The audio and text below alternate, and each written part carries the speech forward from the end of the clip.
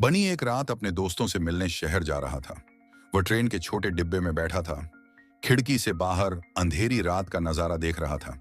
Train की आवाज और रात की सन्नाटी ने माहौल को थोड़ा डरावना बना दिया था।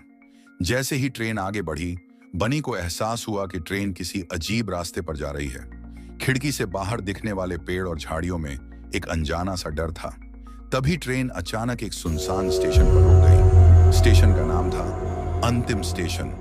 स्टेशन पर चारों तरफ गहरा अंधेरा था। सिर्फ एक पुराना लालटेन जल रहा था।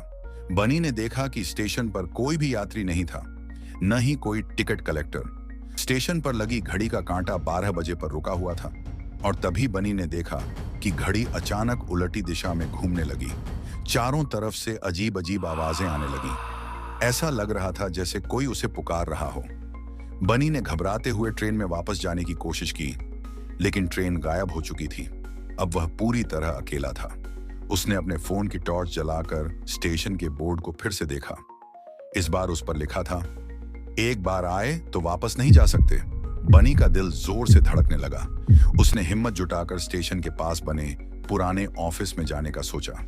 जैसे ही वह अंदर गया, उसने देखा दीवारों पर पुरानी तस्वीरें टंगी थीं। हर तस्वीर में वो लोग थे जो कभी इस स्टेशन पर रुके थे और फिर कभी वापस नहीं लौटे। तभी बनी को लगा कि उसके पीछे कोई खड़ा है। उसने धीरे से मुड़कर देखा और एक धुंधली परछाई उसकी तरफ बढ़ रही थी।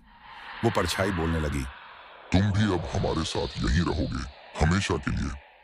बनी ने डर से अपनी आंखें बंद कर लीं और जोर से चिल्लाया। जब उसने आंखें खोलीं तो खुद को फिर से ट्रेन में बैठा हुआ पाया।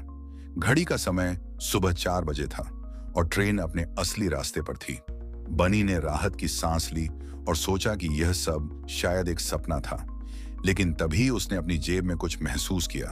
उसने हाथ डालकर देखा तो उसकी जेब में अंतिम स्टेशन का टिकट था।